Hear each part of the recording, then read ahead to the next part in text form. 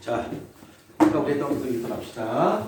아까 우리가 이제 진화 과정을 했었죠? 자, 진화 과정을 할 건데, 진화 과정에 무슨 네 가지가 있다 그랬어요. 네 가지가 있고, 그 중에 두 가지 중요하다. 나머지 두 가지는 쓰레기다. 이렇게 설명했습니다.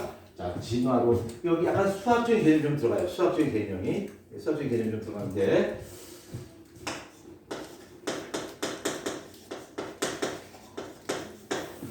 자, 진화론 한번 보자. 자, 진화론이라고 하는 것은 우리가 아까 배웠듯이 여러 가지 증거를 통해서 생물체가 진화를 이뤘다라고 하는 것은 우리가 증명이 됐습니다. 그러면 어떤 과정을 통해서 진화가 일어났냐 이걸 좀 설명해야 되겠지. 그래서 이 진화론에 여러 가지가 있는데 첫 번째는 아까 제가 잠깐 언급드렸던 용불용설이라고 할 수 있어요. 용불용설.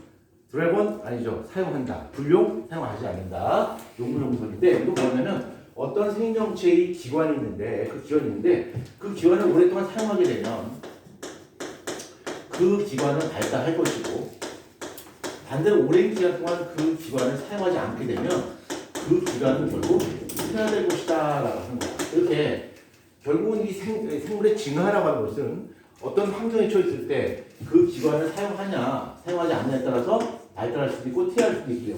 그 결과 그 생물의 성질이 변화할 것이다.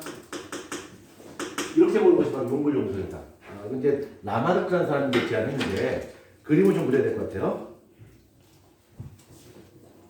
글씨 안 보이는 것을 말씀해 주십시오. 여기 내가 안 보여. 지연아, 이 뭐야?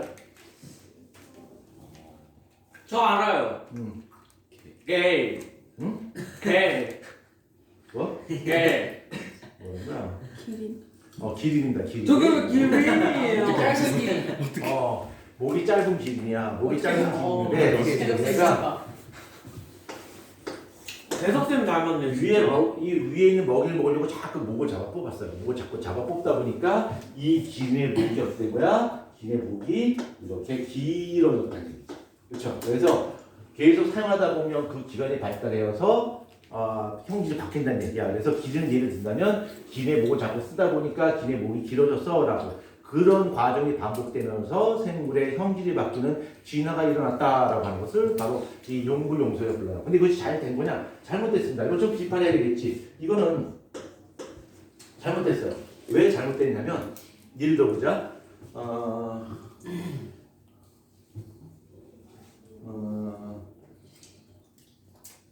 그래. 준서 예를 들어보자. 자, 준서가 이렇게 있는데 앞에만 봐요. 뒤로 돌아보면 안 돼. 준서가 이제 있는데 준서 얼굴 되게 이제 잘생겼어요. 이제 잘생겼고 이제 어디 뭐 흔적을 보고 거의 조각 같은 인물이야. 그냥 조각 아니고. 조각이다 조각. 조각인데 조각 같은 외모인데 절대 뒤돌아보면 안 돼. 앞에만 봐. 근데 이제 본인 이제 그 준서도 자기 외모에 좀 불만이 있나 봐. 그래서 압구정동에 가서 또 청담동에 가서 성형 수술을 했어. 근데 그 성형 수술은 자손에게 전달될까 안 될까? 유전될까 안 될까? 안 되죠. 안 되겠지. 그렇지. 이것도 마찬가지야. 이것도 뒤에를 고지하겠습니다. 후천적 획득 형질은 유전이 되지 않습니다. 후천적 획득 형질은 유전되지 않아요. 그러니까 태어나서 내가 열심히 뭔가 한 결과 얻은 형질, 그렇죠? 이런 거는 유전되지 않아요. 내가 막 운동해서 몸짱이 딱 됐어. 그거 자손에 전달 안 돼요. 후천적으로 내가 태어난 후에 후천적으로 얻은 형질이기 때문에 이런 유전되지 않다는 얘기야. 그러니까 기린이 목을 자꾸 잡아 뽑아서 목이 길었다 할지라도 새끼를 낳으면 어떻게 될까? 목이 짧은 기린이 나오게 된다는 얘기야. 지금 이해돼요? 이게 잘못된 거야. 그래서 이거를 이제 보완하기 위한 것이 바로 뭐냐면 그 이름도 유명한 진화론의 큰 업적을 찰스 다윈, 그렇죠? 찰스 다윈. 우리말로 하면 찰스 다윈. 철수다, 그렇죠? 네, 철수다. 네, 철수다인데 왜 무서워? 예, 아직 지금 경매 살아났죠? 지금 완전히 지금 아주 성업 중인 떡집이 하나 있습니다. 지금 떡집 아주 그냥 크게 오픈했죠? 예, 지금 떡집이 아주 그냥 성황리에 지금 이거 이제 자연 선택설이라고요.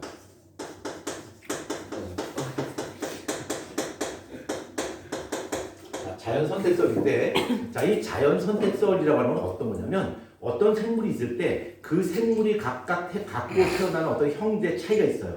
이 형제 차이를 우리 뭐라고 하냐면 바로 변이라고 해요. 변이라고 해요. 변이. 그러니까 형제 차이. 쟤는 저렇게 생겼고, 쟤는 저렇게 생겼고, 쟤는 저렇다고 생겼고, 뭐 이런 거 있잖아요. 그렇죠? 이런 거. 이런 걸 바로 변이라고 불러요. 그러니까 이런 형제 차이를 변이라고 부르는데, 각각의 형제 차이에 따라서 어떤 환경에 노출됐을 때 어떤 형질은 잘 적응할 수 있을 것이고, 어떤 형질은 잘 적응을 못하겠지. 그렇죠?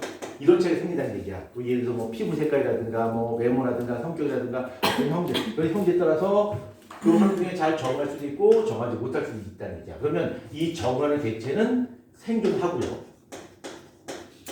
그 다음에 정하지 못하는 개체는 어떻게 된다는 얘기야? 도태된다는 얘기야. 그래서 결국은 이렇게 환경에 잘 적응하는 개체가 살아남고 그 환경에 잘 적응하는 형질이 계속 자수에게 전달된다라고 하는 것이 바로 자연 선택설입니다. 이건 조금 이따가 다시 좀 보완 설명해 드릴 거고요. 이것도 똑같은 동물을 가지고서 예를 들어볼게요. 똑같이 그림을 좀 그려야 되겠네요. 개구리.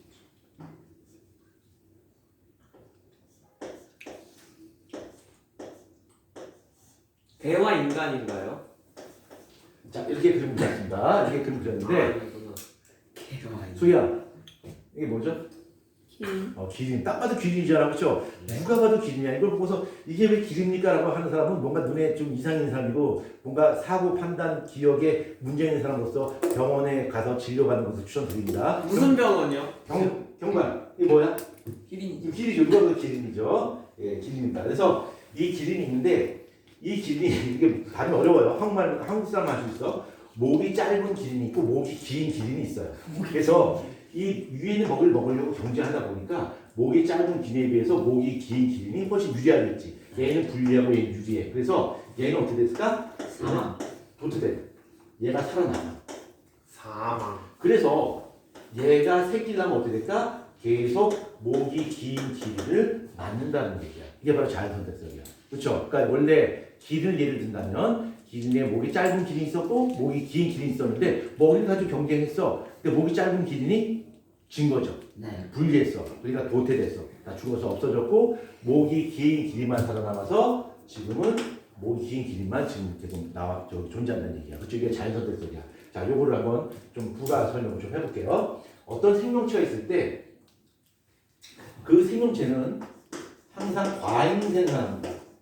인간을 제외하고 모든 생명체는 과잉 생산을 해요. 그러니까 부가 있고 모가 있으면 딱 두 마리만 하는 게 아니다. 그거보다 더 많은 개체를 만들면 돼요. 그래서 어떤 외부에 어떤 특별한 그 간섭이 없다면 그 개체수는 어떻게 될까? 계속 늘어날 수밖에 없어요. 그렇죠? 이 과잉 생산을 하게 되는데 이 과잉 생산을 한 상태에서 얘네가 생존 경쟁할 수밖에 없어요.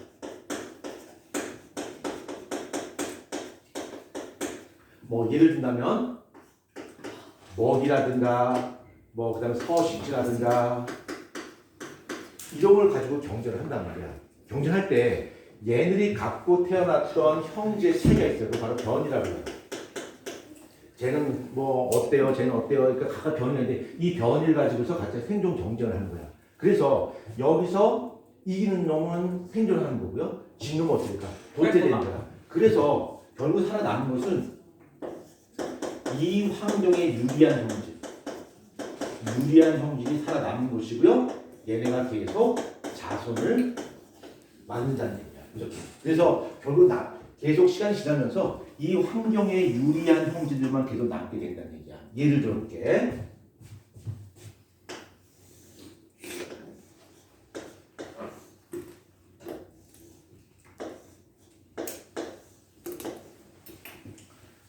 조나.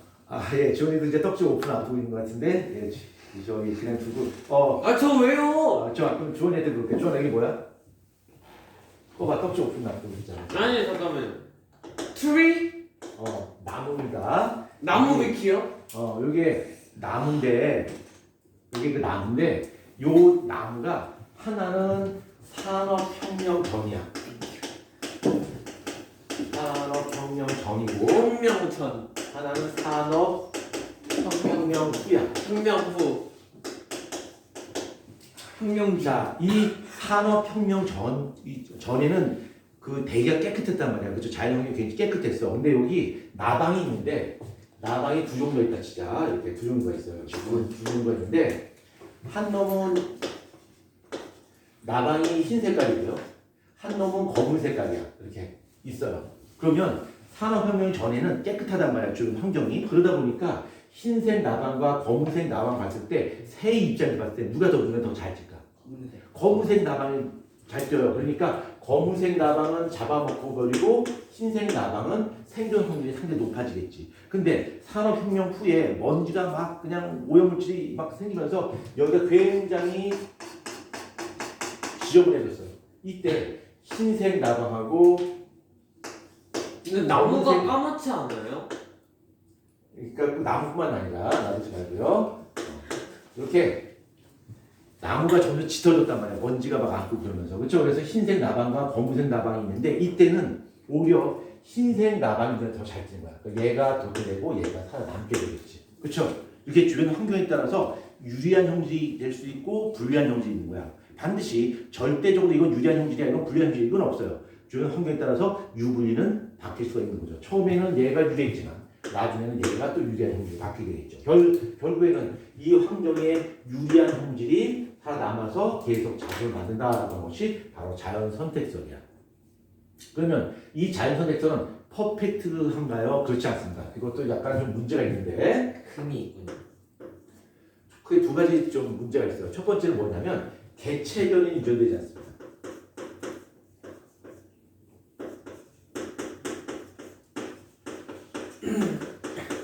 개체변이 유전되잖아요. 그러니까 개체변이라고 하는 것이 어떤 거냐면 각각의 개인적인 유전적 차이예요.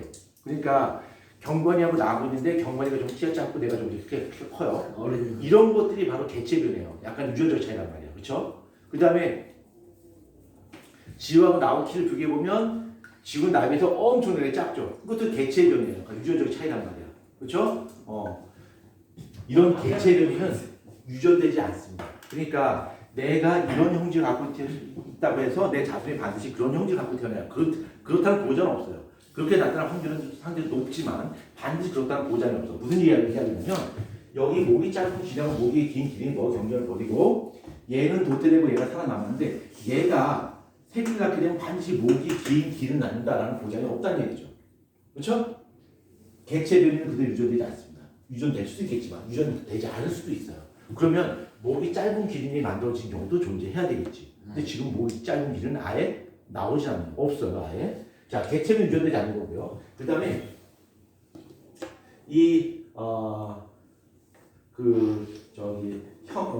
혁명? 혁명? 아니요. 유전자의 존재를 이 당시 몰랐어요. 그러니까 찰스 다윈이 어떻게 해서 유전이 생기는지 유전 현상을 설명할 수는 없었어요. 왜 얘가 이런 애가 나오고 저런 애가 나오고 유전 과정을 설명할 수 없었던 한계가 있었죠. 물론 뒤에 맨데일이 나오면서 어느 부분 설명했습니다만, 자, 그 다음에 세 번째. 자, 세 번째는 돌연변이설이야.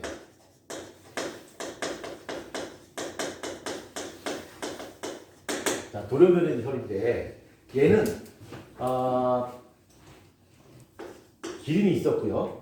저기 먹이가 있었고 기린이 있었단 말이야. 기린이 있었고 목이 짧은 기린이 있었고 여기도 목이 짧은 기린이 있었는데 이 목이 짧은 기린이 돌연변이에 의해서 목이 긴 기린을 낳은 거야. 이렇게. 그러니까 목이 긴 기린이 개체변이 정상적인 범위 내에서의 유전적 차이가 아니라 아예 돌연변이에 의해서 목이 긴 기린이 낳은 거야. 근데 이 목이 짧은 기린에 비해서 목이 긴 기린이 환경에 좀 더 잘 적응한 거지. 그 다음에 이 돌연변이는 유전된다 안 된다. 돌연변이는 유전자가 바뀌기 때문에 유전이 가능해요. 이렇게. 그래서 생물의 진화 과정을 돌연변이로 설명했어요. 그럴듯해. 개체변이 유전되지 않는데 돌연변이 유전된단 말이야. 그럴싸해. 근데 이것도 역시 문제점이 있어. 다 문제점이 있네.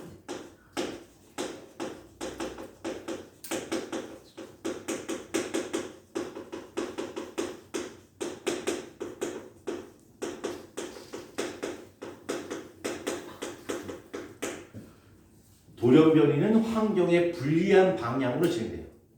대체로. 그러니까 돌연변이 일어나서 더 좋아지거나 더 해피해지거나 더 판타스틱해지거나 그런 경우는 없어요. 거의 대부분 돌연변이 일어나서 대부분 환경에 불리한 쪽으로 진행된단 말이야. 물론 아주 드물긴 하지만 돌연변이 일어나서 환경에 유리한 경우도 존재할 수는 있어요.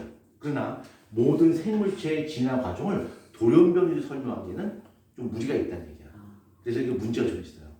그런 거 어떻다는 거야? 이것도 문제고 저것도 문제고 어쩔 TV 그래서 준비했습니다.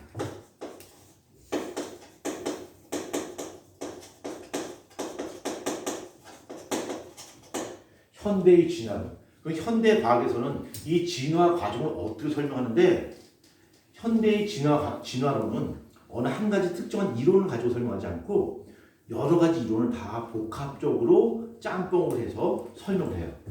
그래서 그걸 뭐라 그러냐면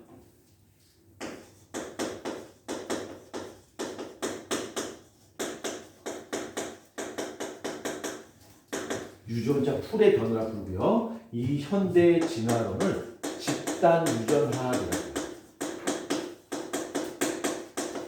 집단 유전학. 그러니까 어떤 그 진화라고 하는 것이 어떤 한 개인의 차원에서 일어나지 않고 그 집단 전체 내에서 진화가 일어난다는 뜻인데 이렇게만 설명하자. 얘가 현대의 진화 과정에서는 유전자 풀이 변했다고 설명해. 유전자 풀이 변했다고 하는데 이 풀이 뭐냐면 수용자느냐? 아닙니다.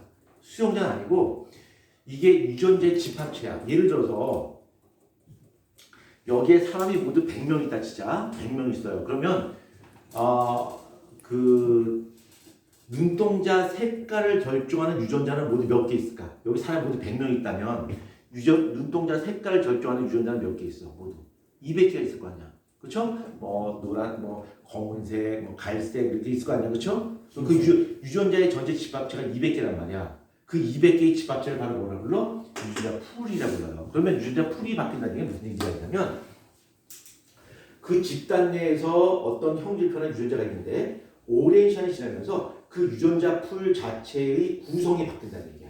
그러니까 예를 들어서 처음에는 어떤 집단 내에서 흰색 유전자와 검은색 유전자가 있는데 시간이 처음에는 이게 흰색 유전자가 훨씬 더 많았어. 그러니까 200개 유전자 중에서 한 180개가 흰색 유전자야. 20개 정도가 검은색 유전자야. 근데 시간이 지나면서 어떻게 되는 거야? 이 검은색과 흰색의 비율이 바뀌어버리는 거죠. 그걸 좀 다른 말로 유전자 빈도가 바뀐다라고 표현해요. 그러니까 그 구성 자체가 메이저와 마이너가 바뀌어버리는 거야. 이거를 우리는 진화라고 해요. 현대 과학에서는. 그래서 유전자 풀의 변화라고 부르고 요거 좀 더 구체적으로 표현한다면 이거는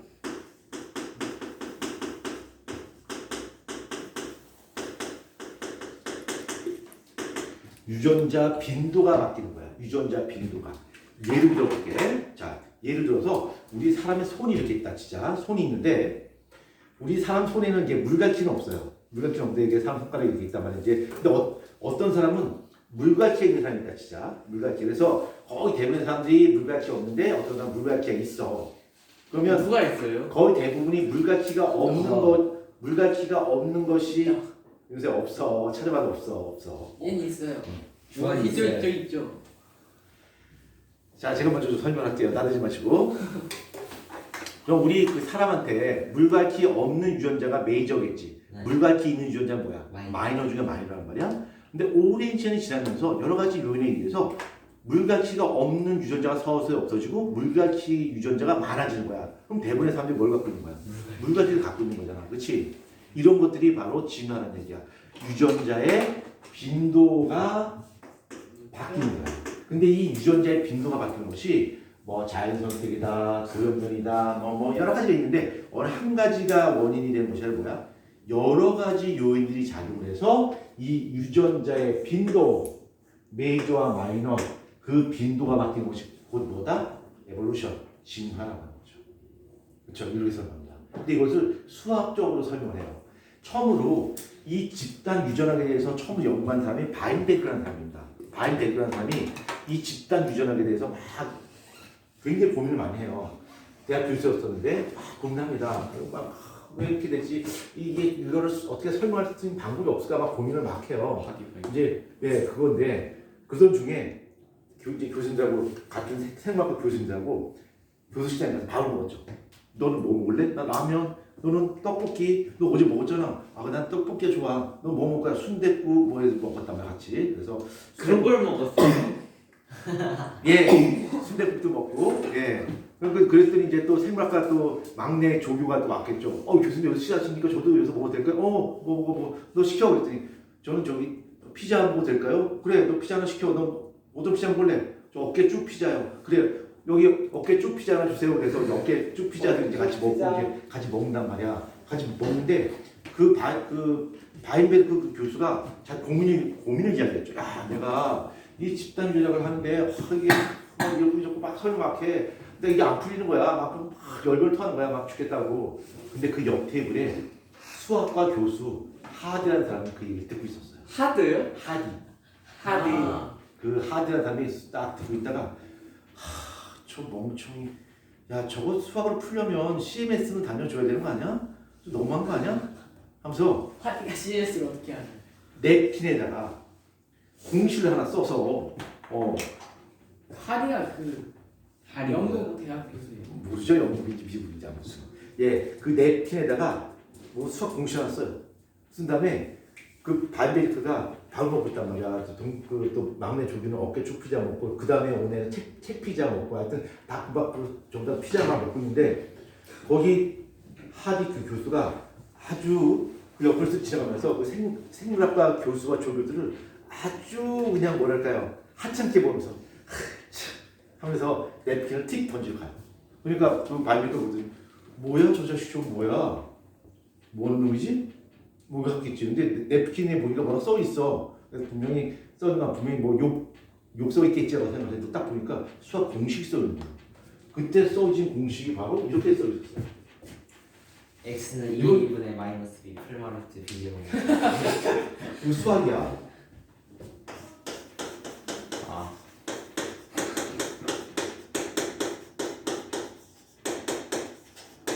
진짜 깨서있어요?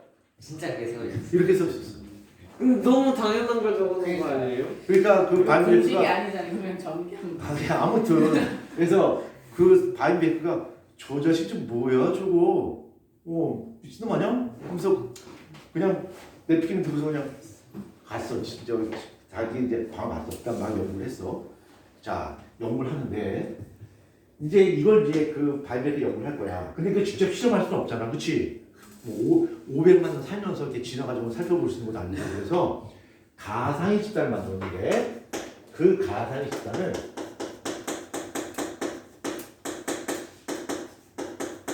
멘델 집단이라는 이름으로 붙였어요. 그러니까 실제 집단이 아니야. 얘는 가상 집단이야. 멘델 집단이라는 이름 이제 만들고 얘네는 실제 집단이 아니라 가상의 집단이 있다고 가정한 거야.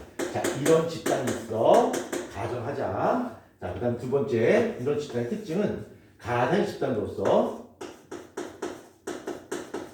유전자의 이주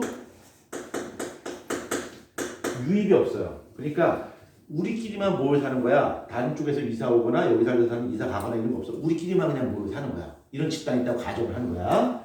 자, 그 다음에 세 번째. 얘네는 자연 선택도 없어요. 자연 선택도 없다는 게 무슨 얘기냐면 어떤 특정한 유전자를 갖게 되면 더 환경에 잘 적응하고 그렇지 않으면 환경에 불리하고 이런 거 없어요. 누구나 다 해피하게 자기수만 다 마칠 때까지 사는 거야. 네 번째. 돌연변이도 없어요. 어떤 유전자가 뚝딱 만들어진 경우 없어요. 없고요. 그 다음 다섯 번째.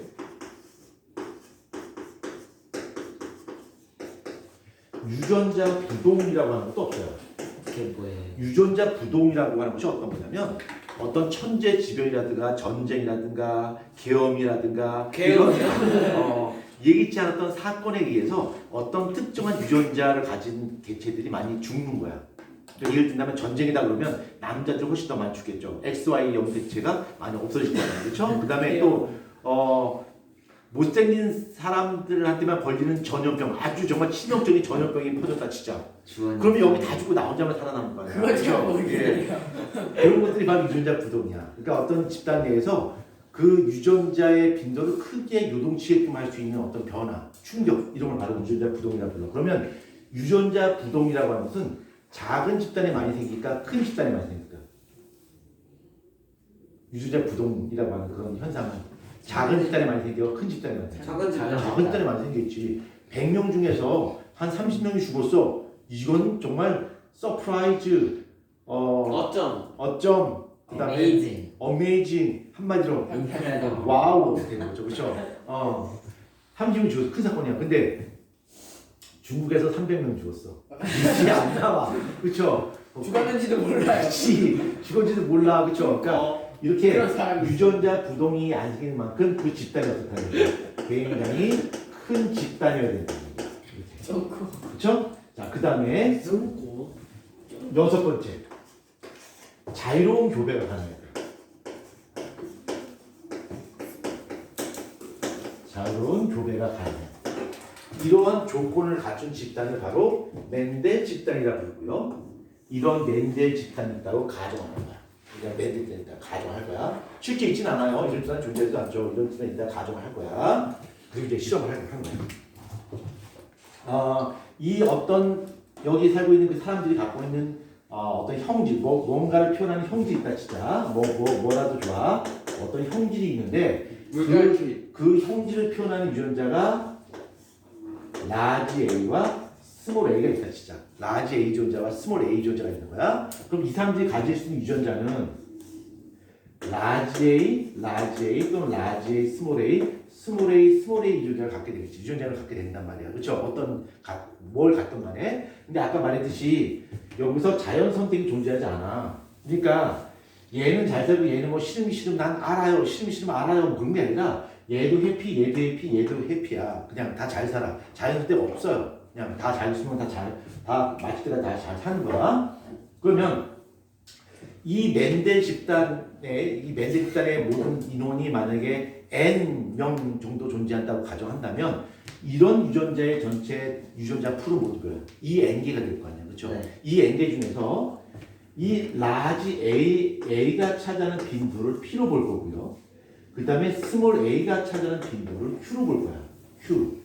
이건 빈도야, 빈도. 연관 빈도라고. 빈도. 좀 불안한데. 얘가 빈도야. 그래서 P 플러스 Q는 항상 얼마 나와? 1이 나오잖아. 그치? 1이 나올 거고. 얘네가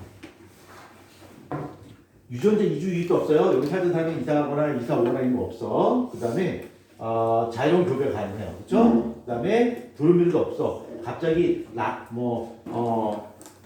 라지 A 다시 막 이런 게 나오거나 그런 거 없어요. 그냥 다 누구나 해피하게 잘 살고 자유로운 교배가 가능하단 말이야. 그러면 얘네가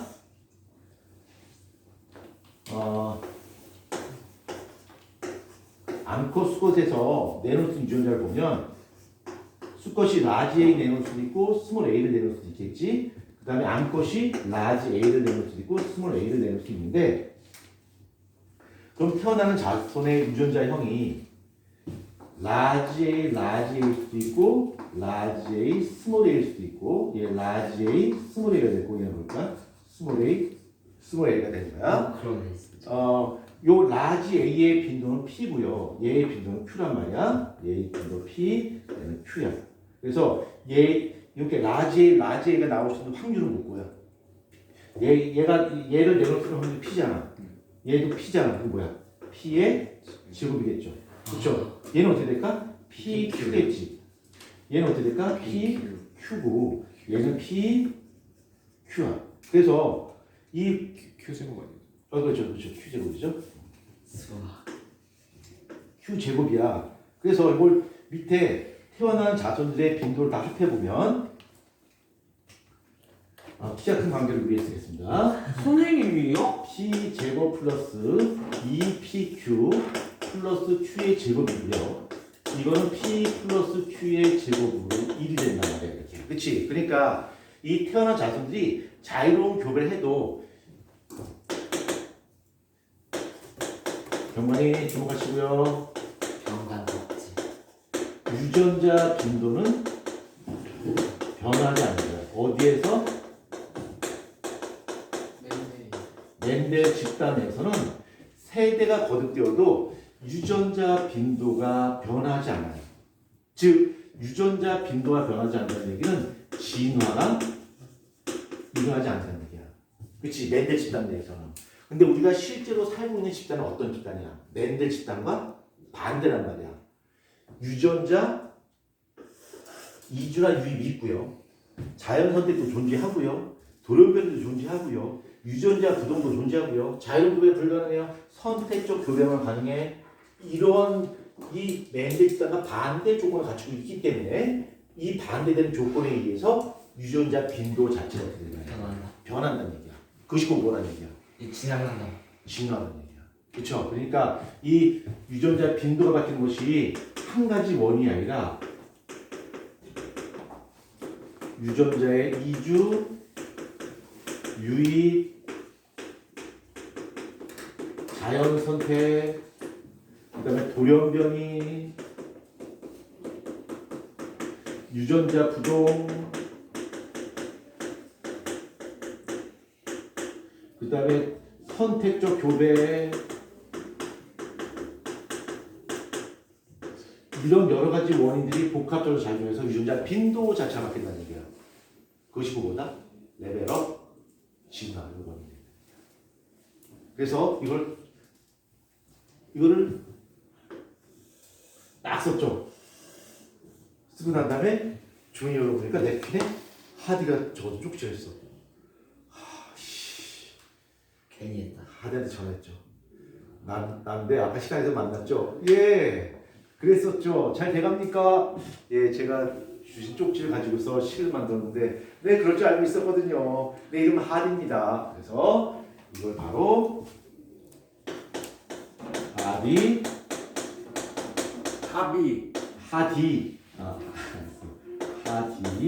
다인 베르클리 법칙. 하리가 남한우자 네? 교수 아니에요? 뭐요? 남한우자 교수. 몰라요. 모르죠. 난 나는 생물 선생이잖아요. 나는 수학은 모르죠. 나는 생물 선생이야. 아마도 답이 반대로. 자, 그러면 이거 가지고 한번 재미난 수학 문제를 한번 풀어보자. 재미난 수학 문제를. 왠지 선생님 수학 못하신다면서요? 아, 수학 못하지만 암산은 진짜 잘하죠. 암살을 잘하시는 거 아니에요?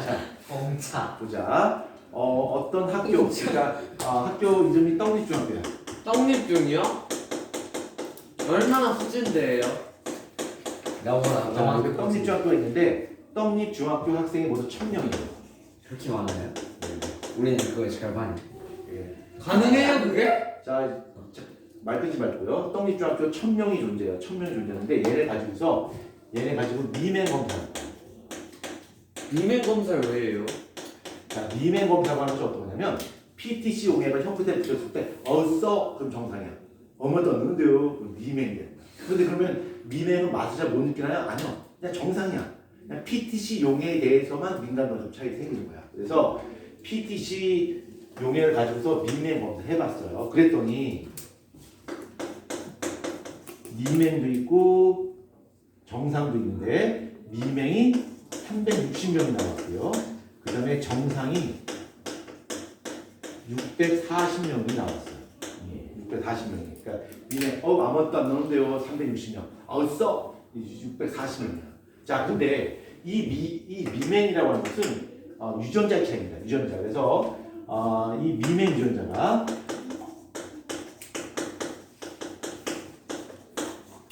정상 유전자도 있고요. 그 다음에 미행 유전자가 있어요. 이 정상 유전자를 라지 T라고 보고요. 미행 유전자를 스몰 T로 볼 거예요. 근데 다행스럽게도 정상이 우선이에요. 뭐 다행이라고 표현하고 있습니다. 이 정상 유전자가 우선이에요. 그러면 여기 미행 360명인데 이 미행 360명이 가지고 있는 유전자는 뭘까? 스몰 T겠지. 그렇죠?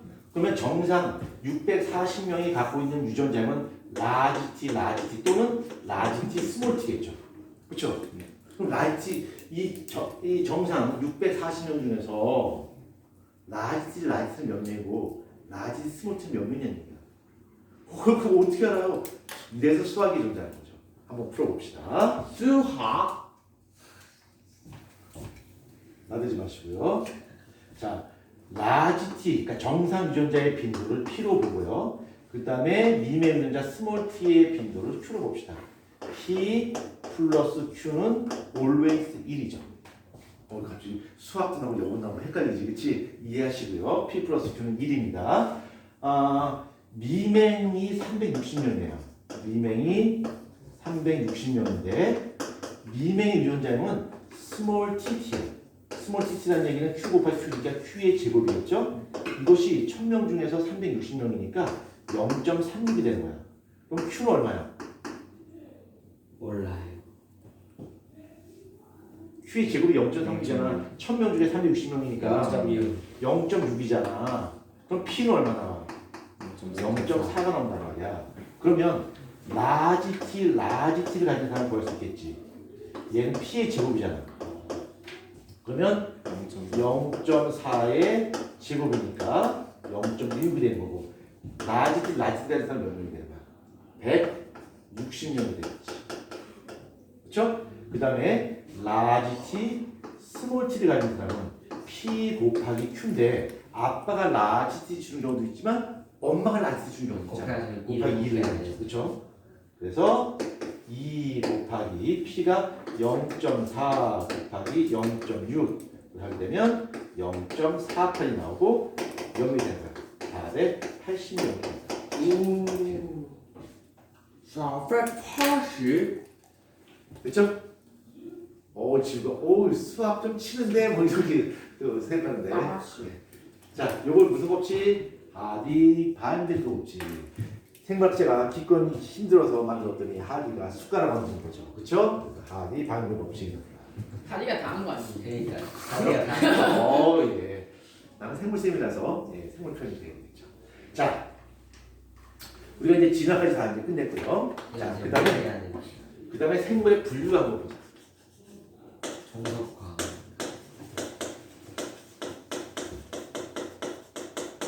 자, 생물의 분류인데 요 생물을 분류하는 방법에 두 가지 방법이 있어요. 하나는 인위적인 부분이 있고요. 하나는 자연적인 부분이 있고요.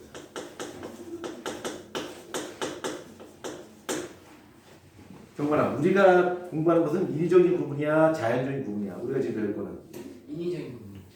한번 또 보자. 자, 인위적인 부분이라고 하죠. 지금 이제 경관이가 우리가 이제 배울 생물의 분류가 인위적인 부분으로 배울 거다라고 하는 건데, 자, 인위적인 부분이라고 하는 것이 뭐냐면 사용 목적에 따라서 생물을 분류하는 거예요. 그러니까 먹을 수 있어. 그럼 뭐가 되는 거야? 식용생물. 그렇죠? 거의 다 식용생물 아니야. 먹을 수 없는 건 몇 개 없잖아. 그래서 경관이한테 개구리 말 갖다 줘서 이거 식용생물이죠? 뭐 이런 거야. 그렇죠? 또는 야종식물이라든가 자연적 부분이죠. 이런 거. 이런 것들이 바로 인적 부분이야. 그러니까 우리가 배울 수 없잖아. 그렇지? 그렇죠. 왜요? 자연적인 부분이라고 하는 것은 그 생물이 가지고 있는 특징, 생물이 갖고 있는 특징을 가지고 그 생물을 분류하고 그 생물을 분류함으로써 좀 더 생물 연구의 체계성을 높이기 위해서 우리가 생물을 분류합니다. 근데 그 생물을 분류하는 데 있어서 그 생물의 분류 단계가 있어요. 혹시 기억하나요? 종속화. 종속. 방문기. 방문기. 나는 여러분과 달리 난 거꾸로 여러분입니다. 개, 문, 방, 목, 과, 소, 종. 거꾸로 외웁니다. 저는 왜 거꾸로 해요? 모르겠어요. 난 거꾸로 외우면 편해요. 그러면 유세야, 무지개 색깔 뭐야? 나는 보나파초 노즈빨. 거짓말. 나는 거꾸로 외우는 게 더 편해요. 거꾸로 외우는 게. 파이너랑 거꾸로 외우시나요? 거꾸로. 자, 모두요? 파이. 자, 거꾸로. 그냥 외워주세요. 그래서 저는 모든 걸 거꾸로 하는 거 되게 좋아하거든요. 그래서 거꾸로. 누구한테 물어볼까? 주원 이름을 저기 누구한테 물어볼까? 그래 저기 소희한테 물어보자. 소희야 산토끼의 반대말이 뭐야? 가야도. 산토끼의 반대말은 연기토끼죠. 맞죠? 예. 왜요? 그럼 소희한테 또 하나 물어볼게요. 소희야 산토끼의 반대말은 뭐야? 죽은 토끼. 너무 살인 토끼하고 죽은 토끼하고 그렇지? 네. 그러면 잠을 더 깨우기 위해서 소희한테 또 물어봅시다. 소희야 산토끼의 반대말은 뭐야? 왜? 바다 토끼. 판토끼겠죠. 요건 이해 못해요. 이렇게 나왔어요. 네. 토끼 주식. 자, 계문, 강목, 과속, 종이라고 불러요. 그래서 생물을 분류한 체계 중에서 가장 큰 단위가 뭐야? 개가 되는 거야. 그래서 우리는 얘를 5개로 별 거고, 5개로 별 거고요. 뭐예요? 5개로 별 거고, 키 크니까 내려가서 쓰셔도 될 것 같아요. 그 다음에 이 종이라고 하는 거, 이 종이라고 하는 것은 생물을 구분하는 기준 중에서 가장 기본 단위야. 기본 단위가 바로 종인데, 그러면 같은 종이 뭡니까? 같은 종. 자, 같은 종이라고 하는 것은 자연 교배가 가능해야 돼요. 자연 교배가 가능해야 되고요. 이 교배해서 자손을 생산할 수 있어야 되고요. 이 자손이 생식 능력이 있어야 돼요. 라이거나 있어요. 그래서 예를 든다면 호랑이가 있어요. 호랑이하고 사자가 교배하게 되면 라이브가 나옵니다.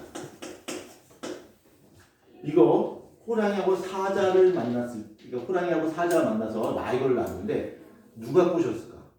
호랑이가 꼬셨어요.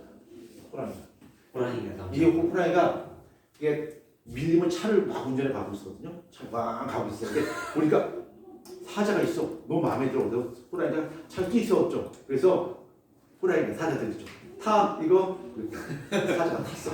그래서 같이 결해서 이제 새끼 낳는데 그 무슨 말인지 아는 맞잖아. 타 이거 차 탔단 말이야. 아니 그래서 호랑이가 섞었어요 저기서. 모르겠어요. 그래서 말이잖아. 나이로 얘는 생식 능력이 있어요. 그러면 이 호랑이와 사자는 같은 종이다 종이 아니다. 아니다. 같은 종이 아니다. 그러니까 생식 능력이 있는 자손을 낳을 수 없는. 말거든요. 그렇지만 북한의 가장 대표적인 개 이름이 뭐야? 풍산. 풍산개. 이게 우리 여기 보면은 백마역 다음에 뭐 있어? 풍산. 풍산역 있죠. 저기 풍산에 사는 사람이 있지. 없었던 거. 너 저기 풍산역 쪽에 살잖아. 북한에 살아요. 아니야? 어 진짜요? 풍산개가 있고 그 다음에 진돗개. 우리 남한을 대표하는 개가 있어요. 진돗개. 공진개. 이 두 개 합치게 되면 뭐가 될까? 풍진개가. 풍진기. 통일. 풍진개가 돼요. 풍진개가 되고 얘는 생식 능력이 있어 없어? 생식 능력이 있어요. 그렇죠? 그래서 이 풍산개와 진돗개는 같은 종이다라는 사실을 알 수 있겠죠. 그렇지만 호랑이와 사자는 같은 종이 될 수 없다라는 거예요. 그러니까 같은 종이라고 하는 것은 자연 상태에서 교배해서 생식 능력을 가지고 있는 자손을 만들 때 이걸 바로 우리는 같은 종으로 볼 수 있어요. 그렇죠? 오케이? 오케이. 그 다음에 그럼 우리가 우리 사람의 종묘는 뭡니까? 종묘는 다른 말 학명이라고 부르는데 호모사피. 학명을 표현할 때는요 맨 앞에 속명을 쓰고요. 엑투스. 그 다음에 종소명을 씁니다. 그 다음에 명명자 이런 순서로 씁니다. 속명, 종소명, 명명자 이렇게 세 가지 쓰는데 속명이 뭐예요? 요거 속명. 그래서 우리 사람의 속명은 호모입니다. 앞글자 대문자 쓰고요. 호모 이렇게 쓰고요. 자, 종소명이라고 하면 뭡니까? 종명입니까? 아니요. 종소명은 어떤 거냐면 이 속명의 여러 가지 속 안에는 여러 종이 있을 텐데 그 중에서 내가 이런 종을 표현할 수 있는 어떤 형용사 있죠. 형용사. 그러니까 이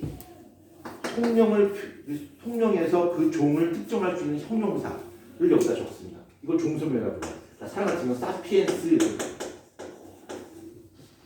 사피엔스. 그러니까 이게 종소명이에요. 그다음 명명자는 린네. 린네 8분. 린네. 그래서 우리 사람의 종명, 호모, 사피엔스, 린네 이렇게 붙였죠.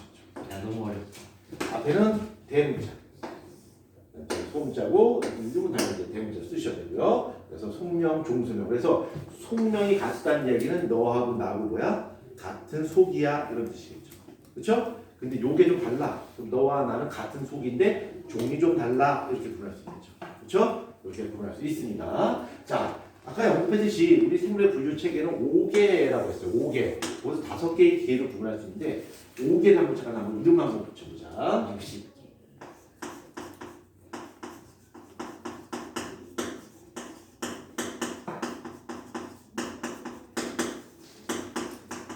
자, 현대 분류책에서 5개가 있습니다. 5개. 5개의 개가 있어요. 가장 큰 묶음. 그러니까 우리 생물을 모두 5개의 틀로 이렇게 다 묶는 건데, 요거는 5개는 이름을 좀 친숙하게 만들어야 돼요. 한번 해보. 정관이 묶어야지. 추워. 이제 너무 좀 축해져요. 좋으니까 춥지. 틀까? 야 경환아 틀까? 이거 어디 거든? 틀어졌다. 또 어디고 이렇게 거야? 그래, 그치. 좋다. 많이 것 같은데요. 맞춤형으로. 30도로 해줄게. 이거 그러면 괜찮아. 아니 괜찮아요. 제가 있는데요. 병동물이라 괜찮아. 안 죽어요. 자, 요거 보자. 보자. 현대의 분류체계 5개가 있어. 이름 친숙하게 만들어야 돼. 자, 먼저 가장 흔한 거. 동물계가 있고요. 그래서 뭐 있어? 식물계. 식물계가 있고요. 균계. 균계가 있고요. 또 물계. 원엑스 원핵 생물계. 진핵 생물계. 원생사 생물계. 원생 생물계. 그렇죠. 원생 생물계. 원생 생물계 이렇게 5가지 계로 구분이 됩니다. 그러면 윤석, 너는 어느 계에 속하니? 동물계. 지금 왜 웃어? 아마 지우가 웃는 건 그럴 것 같은데, 아유 윤석 동물계 속하는데 키득키득키득 난 균계인데 뭐 이렇게 하는 거야? 너 무슨 계 속해요? 근데 왜 웃어? 아까 윤서가 동물계라는 데막 웃어. 자, 쌤은 무슨 개예요? 아직 없어요. 없어요. 아직 무생물이에요. 자, 봅시다. 이번에는 원핵 생물계 봅니다.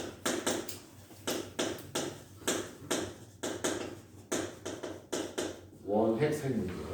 자, 원핵 생물계인데, 자, 원핵 생물계는 세포로 구성되어 있는데 어떤 세포로 되어 있는 놈들이야?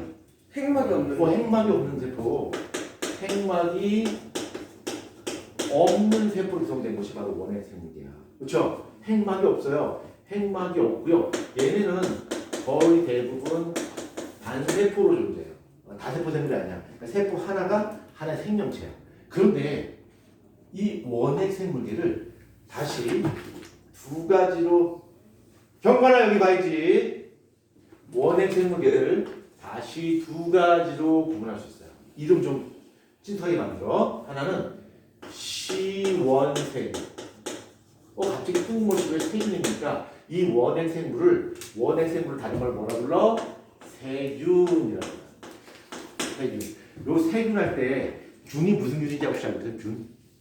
이게 곰팡이균입니다. 곰팡이균자. 그래서 세균이라고 하는 거야. 작은 곰팡이라는 뜻입니다. 그러니까 옛날 사람들은 아마도 이 세균을 곰팡이의 일종으로 봤나 봐요. 그러니까 곰팡이 중에서 좀 작다 이렇게 아마 생각하는 것 같아. 세균이라고 이렇게 붙였어요. 시원세균이 있고요. 그 다음에 뭔가 진정성이 느껴지는 세균이 있어요. 진정세균. 왜 진정성이 있어요? 뭐 몰라. 한번 좀 봅시다. 시원세균하고 진정세균이 있습니다. 시원세균. 여기서 시원세균은 쿨박테리아? 아닙니다. 여기서 쿨이 아니라 시원할 때 이 시가 뭐냐면 시작할 때 할 때 시. 원은 근원 원자야. 그러니까 뭔가 근본이 되는, 뭔가 기본이 되는 세균이다. 이거 시원세균이라고 불러요. 어머, 그럼 시원세균이 뭐예요? 자, 시원세균 한번 봅시다.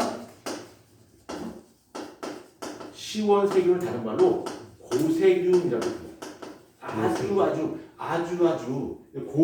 옛날 고자 아주 옛날 세균이야. 원시세균인데 얘네는 뭐랄까요? 극한? 그러니까 뭐랄까? 굉장히 극한 환경에서 생존하는 세균들이야. 그러니까 예를 든다면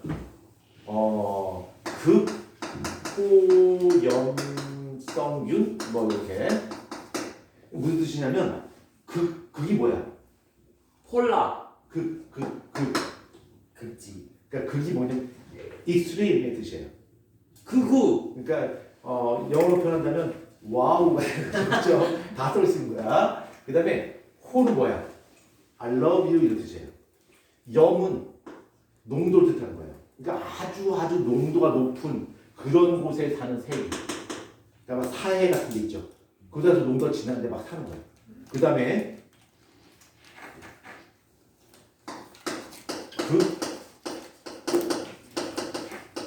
호열성균 뭐야? 엄청나게 뜨거운 곳에 사는 거야. 화산에 분화하고 열수구 이런 데 사는 놈들이야. 이거 시원세균이야. 얘네는 원액 세포에도 불구하고 얘네는 세포 벽이 없어요. 세포 벽이 없어요. 그래서 얘네는 시원세균에 대해서는 아직 논란이 끊이지 않고 있습니다. 이게 과연 시원세균이 이게 원액 생물에 집어넣는 게 맞아? 아닌 것 같은데 막 감론 일반이 좀 있습니다. 근데 우리가 배운 대로 하는 수밖에 없습니다. 자, 시원세균이 있고요. 그 다음에 뭔가 진정성이 느껴지는 세균이 있네. 진정세균.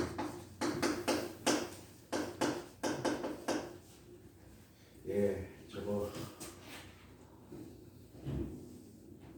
쟤보다 쟤를 깨워야 되지 않나요? 쟤를 깨워야 되지 않아요? 쟤는 지금 모자랄 것 같아요. 저기 앞에 있는 음료수 하나 먹고 먹어요. 네. 네. 마시라면서요. 아니요, 너 맞아. 너 경관이 너 먹으라고. 저요? 계속 마셨어요. 그거 안 근데 하고. 과자 지금 먹어. 그때 계속 뒤에 있었는데 지금 음료수가 떨어졌어요. 저 과자 먹어. 자, 계속 봅니다. 자, 진정세균 한번 보자. 진정세균. 진정세균은 진짜 우리가 말하는 진짜 세균이야. 얘가 진정세균. 요 진정세균은 얘네는 당연히 흰맛도 없고요. 얘네는 세포 벽이 존재해요. 얘는 세포 벽이 존재해요. 그러면 이 진정세균의 세포벽은 어떤 성분으로 되어 있을까? 어떤 성분으로 되어 있을까?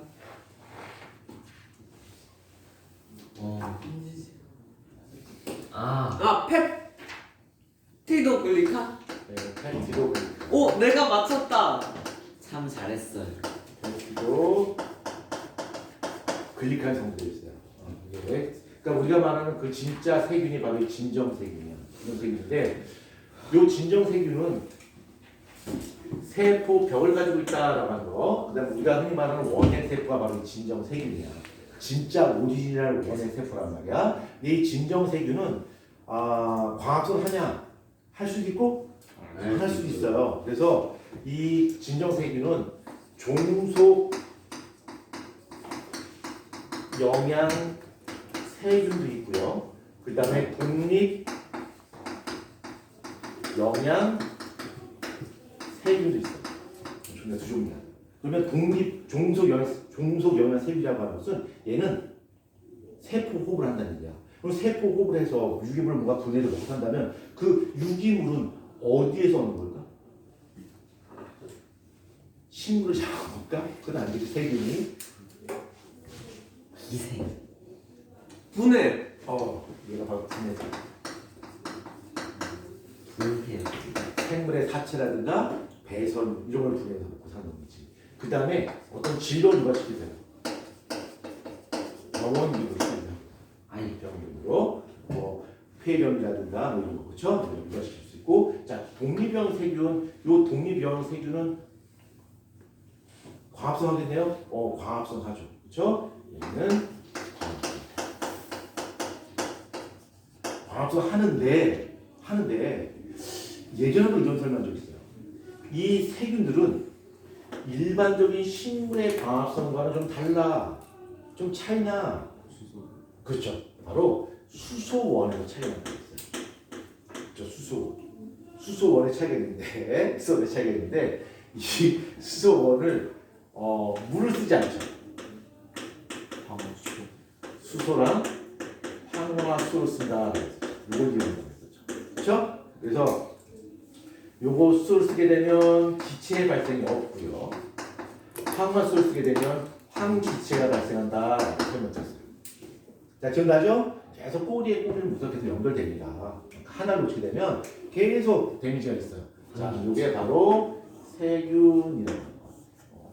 오호. 자, 그럼 우리 아까 했던 거 한번 다시 한번 좀 기억을 한번 다시 한번 좀 살려보고 갑시다. 요 원의 생물인데 요거 그냥 가자. 아까 했던 거 한번 다시 정리하자. 얘는 오로지 얘는 이제 핵막이 없어요. 그쵸? 핵막이 없어. 핵막 세부제 구분이 없고 얘는 네. DNA를 가지고 있는데 이 DNA가 어떤 특징을 가지고 있어? 고리형으로 되어 있어요. 근데 뭐가 없어? 히스톤 히스톤 단백질 단백질 없어요. 단백질 없어요. 그 다음에 얘는 리보솜을 가지고 있어요. 신경수 70 리보솜 침강개수가 70에 들어있었죠. 그렇죠? 이거는 한 500번 정도 떠든 것 같아요. 내가. 그렇게 하고 적게 했어요. 예. 이제 7,000번 넘어갈 것 같아요. 자, 지금까지 했던 게 뭐야? 원핵 생물계입니다. 그렇죠? 원핵 생물계. 자, 그 다음에 원생 생물계. 원생 생물계 한번 봅시다.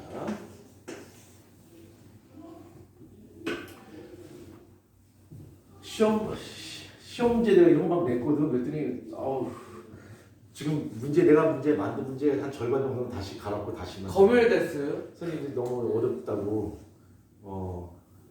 문제 좀 너무 어렵다고 문제 낸다고 많은 선생님들 그러시네. 어렵다고 그러면 좀 쉽게 내겠다고 했어요. 한 10배 더 쉽게 내주시면 안 돼요. 난 쉽게 내는 건데. 참. 쌤 입장에서 그래서 눈 감고도 풀 수 있을 만큼 내주세요.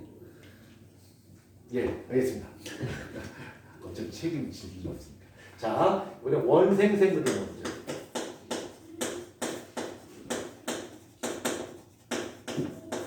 원생 생물계. 자, 원생 생물계는 도대체 뭡니까? 원생 생물계는 진핵 세포예요. 진핵 세포로 구성되어 있습니다. 진핵 세포로 구성되어 있고요. 그다음에 동물 얘는 단세포일 수도 있고요. 단세포일 수도 있고 또는 경우에 따라 뭘까?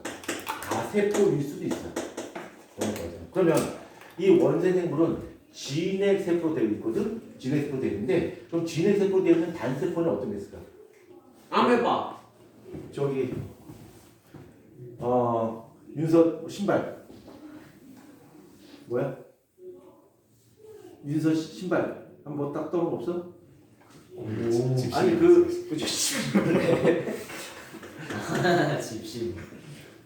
내가 그런 거 아니야. 내가 그런 거야. 내가 그런 거 아니야. 난 아무 말 안 했어. 집신벌레.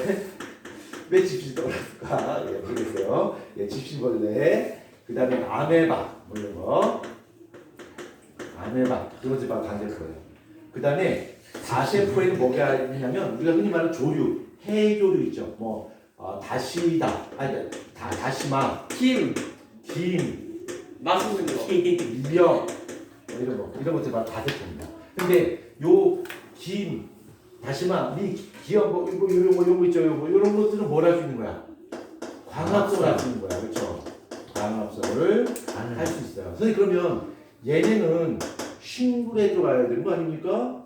식물에 들어갈 수 없는 이유가 뭐냐면 얘는 뿌리, 줄기, 잎의 구분이 없어요.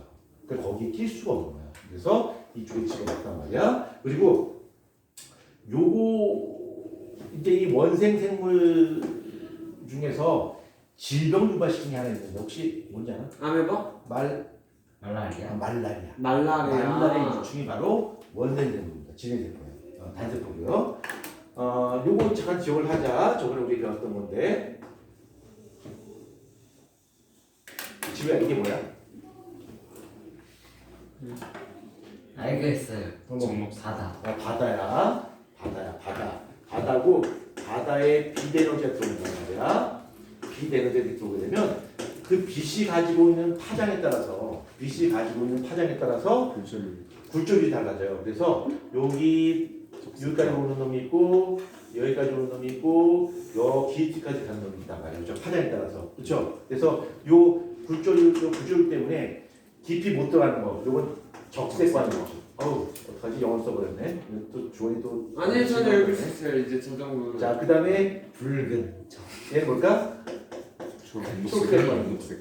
그렇죠? 아, 그림. 그다음에 이쪽은 청색광이 이렇게 딥수광권이 들어간단 말이에요. 그러면 그 파장 중에서도 붉은색 파장을 주로 이용하는 해조류들은 여기 표면을 조절할 것이고요. 초록색 광을 이용하는 놈들은 여기 표면부터 중간까지 조절할 것이고, 그다음에 청색 광을 주로 이용하는 놈들은 표면부터 아주 딥수광까지 골고루 분포하겠지.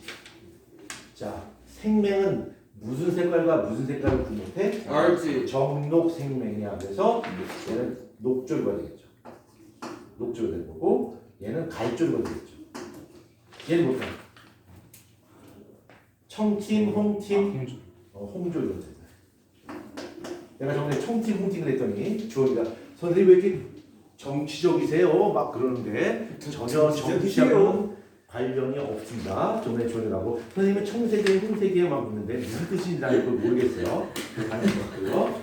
아무튼 말하시면 오늘 내가 여기까지라고요? 기대 딴 진도로 넘어갔다고요? 순간 야, 이제 다음 주에 니네 분기고사 있다는데? 네, 알고 있었어요. 다음 주에 분기고사 있어요? 네, 그럼 4월 초에 보는 게 그 주간 테스트구나. 내가 지금 시험 문제 내는 게 네. 분기고사. 예, 그럼 또 노래 분기고사도 우리가 압도적인 성적으로 꼴등을 하게 되겠습니다. 꼴등 아닙니다. 뒤에서 2등. 자, 요게 녹조류, 갈조류, 홍조류잖아, 그렇지? 네. 이거는 뭐 중요한 건 아닌데, 우리가 이제 염록 소나무 하는 곳이 있어요.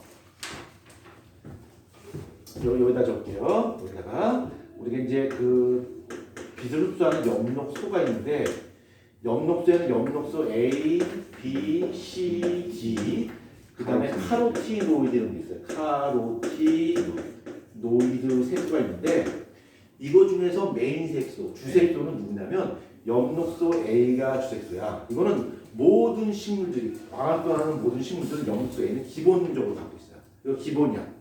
기본이고 B, C, D는 선택이에요. 그러니까 생물의 종에 따라서 A를 갖고 뭐 A, B 또는 A, C, 뭐 A, D 이런 식으로 조합을 이룬단 말이야. 이루는데 이 녹조류 있죠. 다 A는 갖고 있어. A는 갖고 있고 녹조류는 염록소 A하고 B를 갖고 있어요. 얘는 뭘 갖고 있을까? A하고 C를 갖고 있어. 얘는 뭘 갖고 있어? D. 얘는 D를 갖고 있어. 어우 정말 그냥 막 지옥을 헤매요. 지옥을 막. 지역이라는 것도 있어요. 정 졸리면 일어서서 들어 일어서서. 제가 지금 떡해두고 있어요. 어? 경관이 일어서요. 지금 일어선 거야 지금? 그래? 키가 작으니까 일어선지 안 되는지 모르겠지.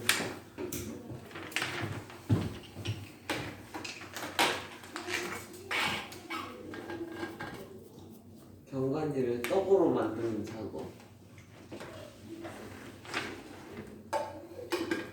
그리고 저기 또 이쪽 반에 내가 모르는 애가 또 한 명 있다는데 뭐 이름 모르는데. 보이니? 걔 어딨어? 걔요? 주웠어요. 걔 어디니? 몰라? 주호랑 같이 잠들었어요. 저 오늘 안 오는 거야? 아프세요? 내일 와? 아프세요? 아프세요? 아파가지고 제가 못 한 번도 본 적이 없어. 아파서 백병원에 갔어요? 무슨 백병원이요? 몰라요. 자, 그 다음 보자. 자, 그 다음 세 번째. 세 번째. 균류. 균류인데, 요 균류는 원핵 세포야, 진핵 세포야? 얘는 진핵 세포야. 얘는 진핵 세포로 되어 있습니다. 진핵 세포로 되어 있는데, 여기서도 놀라운 일이 있어요. 와우, 놀라운 일이 있는데, 얘네는 세포 벽을 가지고 있어요. 이 세포 벽의 성분은 뭘까? 키틴이 키틴 성분이 있고요. 그 다음에 이 균류는 준사로 구성되어 있어요. 군사. 준사로 구성되어 있는데 준사가 어떤 거냐면 실 같은 것들이에요. 실. 우리가 그 버섯 같은 거 막 실 같은 거 있잖아. 그 안에 이게 찢어서 아무튼 그 저 실 같은 섬유질로 되어 있습니다. 예, 얘가 그게 특징이에요. 버섯 맛있어요. 예. 그리고 얘는 이제 포자로 증식해요. 보자. 포자로 증식합니다. 포자. 그러니까 포자로 증식한다는 이야기는 그 종자로 증식하지 않는 얘기예요. 선생님, 종자와 포자는 뭐가 달라요? 종자와 포자는요. 포자는 그 세포 하나야. 그 세포 하나. 그게 바로 포자예요. 종자는 그걸 둘러싸고 있는 배적도 있는 거죠. 그렇죠? 영양소를 제공할 수 있는 여러 가지 세포로 구성됩니다. 그것이 종자가 되는 거고요. 세포 하나로 된 거, 단세포 이게 뭐예요? 보자. 포자야. 그게 이제 흩어져서 그게 이제 개체되는 거겠지. 포자로 증식합니다. 요거의 대표 예로 뭐가 있을까? 곰팡이, 버섯 이런 것들이 바로 대표적인 균주가 되겠죠. 그렇죠? 여기서 좀 기억해야 될 것은 얘는 세포벽 키트를 가지고 있다. 이런 정도로 좀 하셔야 되겠죠. 이거 몇 분에 끝내면 일찍 끝나면 안 돼요. 우리 반에서 그 대사량이 가장 적은 친구 중에 하나 윤서입니다. 윤서는 끝날 때 시간 딱 말해주는 그거 유일한 대사입니다. 네. 별 비중이 없어요. 자, 그다음에 네 번째 식물계 한번 보자. 식물계. 자, 식물계. 식물계는 얘는 원의 세포야, 진의 세포야. 얘는 진의 세포. 진의 세포고 얘는 어떤 특징을 갖고 있을까? 뭘 할 수 있다? 광합성을 할 수 있다. 얘는 광합성을 할 수 있고요. 광합성을 할 수 있다는 이야기는 뭘 갖고 있다는 얘기야? 엽록, 체를 갖고 있는 거야. 이런 거 보고서 진의 세포지. 얘네는 엽록체가 아니라 뭐야? 엽록소를 갖고 있는 거야. 얘는 엽록체 아니죠. 엽록소를 하는 겁니다. 엽록체는 진의 세포를 갖고 있습니다. 엽록체를 가지고 있고요. 그 다음에 얘네도 세포 벽이 있어요. 세포벽. 근데 이 세포벽의 성분이 뭐지? 셀룰로스. 셀룰로스라는 성분으로 세포 벽을 가지고 있습니다. 맞죠? 근데 이게 식물 좀 몇 가지 구분해 보면 맛있는 식물 사과. 이거 좀 지울게요. 식물은 다 맛없지 않아요? 맛있는 것도 있어. 오렌지 같은 거. 그렇죠. 오렌지를 먹어본 적 얼마나 오렌지. 오, 렌즈.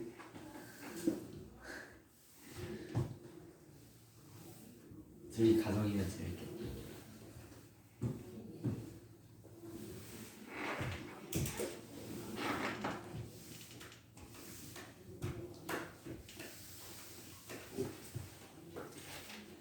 소희가 이쪽으로 이제 온 지가 한 2주 됐나? 응? 2주 됐죠? 원래 있던 그 학원하고 여기 학원이 분위기가 다르죠, 많이. 이쪽 학원 분위기는 어떤 것 같아요? 되게 조용한 것 같지, 애들이 다. 그쵸? 애들이 말수도 되게 조금 같지. 그쵸? 물론 그렇지 않은 애들 간혹 있긴 하지만, 그쵸? 덱스 애들이 좀 조용한 편이죠, 그쵸? 네, 그냥 조용해요. 그게 다예요. 예, 조용합니다. 또 누가 또 특징 있나? 예, 주원이가 좀 에너지 넘치는데 사실 주원이도 그쪽에 관에 갖다 놓으면 그냥 원오브 됐냐, 그치? 이런 주원이처럼 에너지 넘치는 애들이 거기는 너무 많아서. 진짜요? 예. 가보고 싶지도. 그러니까 이렇게 생각하면 돼요. 한 교실에 주원이를 모아놨다 생각하면 돼요. 끔찍하다. 예. 진짜 그렇다니까, 그쵸? 왜요? 아니 더 심한? 에너지가 넘친다, 에너지가. 근데 특히 에너지 넘치는 아이들이 남학생이 아니라 여학생. 거기는 남학생들이 되게 잠은 좋은데. 깼잖아. 한 잔에. 왜 어떻게 하는데요? 잠은 깼잖아. 아니 한 주아가 잔에. 무슨 일이야? 무슨 일이야? 혀를 깨물었대요? 잠깐만. 아니 무슨 일? 뭐야 이 상태로 자는데? 그리고 여기 몇 전에 그 관악 가니까 반이 다 바뀌었어요. 아무래도 말해주더라고요. 예, 과학 일반 반이 강조인데 일반이 한 오래진 3분의 2가 일반 같은데. 그 큰 도시에 일반 애들가 있어요. 한 20명 정도가. 여기는 비교도 안 돼. 여기 3배가 있고. 그리고 선생님 왜 맨날 안쓰럽게 그런 거 들고 다니세요? 뭐래 주는 저는 그치. 선풍기도 왜 이렇게 미니로 들고 다니? 아 일본인 맞다. 일본인들이 그 미니한 걸 좋아하지. 이게 되게 셉니다. 이거 하나만 더 있으면 뜹니다. 이렇게 해서 날아갈 수 있어요. 그러면 선생님을 반으로 자르면 저 하나로 올릴 수 있어요. 어? 자, 식물계 좀 공유해보자. 식물계.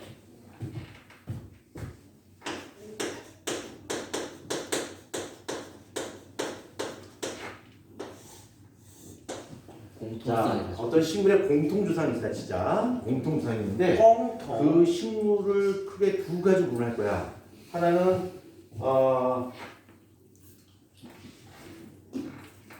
관다발.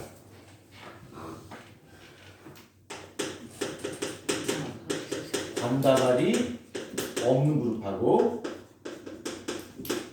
관다발이 있는 걸로 구분할 거야. 그럼 식물계 중에서도 관다발이 없는 게 있어요. 이런 식물을 뭐라고 하냐면 이런 식물을 선태식물이라고 해요. 선태식물이라고 그러고 이걸 대표적인 예로는 이끼리가 있어요. 선태요? 선태식물. 그러니까 선태식물은 관다발이 없어요. 그러니까 이게 이끼 같은 것도 대표이야. 그럼 관다발이 있는 거, 그 나머지란 말이에요. 그렇죠? 이 관다발이 있는 거를 또 뭐냐 되겠네.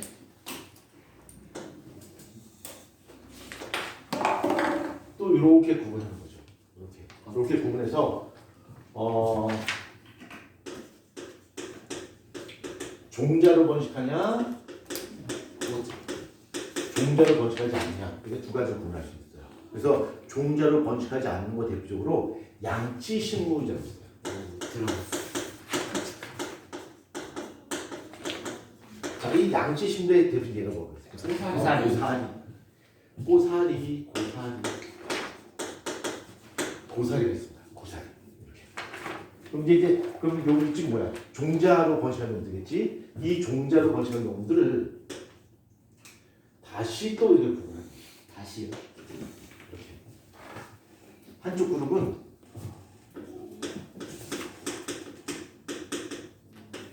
이거 잘해야지 씨방. 또 씨방. 또 발음 잘못하면 또 걸고 넘어집니다. 씨방. 그래서 이거를 오해 소지가 없도록 뭐라고 써져 있는 거예요? 씨방. 진짜 안 보여요, 쌤. 뭐라고? 자, 이거는 씨방. 시방이 없고 이건 시방이 있고 시방이에요. 오해 소지가 있다 말이에요. 씨방. 그래서 시방이 있는 것은 우리가 뭐죠? 시간. 이걸 속시식물이라고 해요. 속치요? 속시식물. 속시.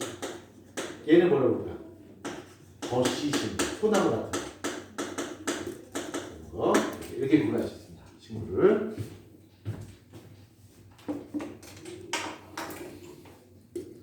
분류가 많아.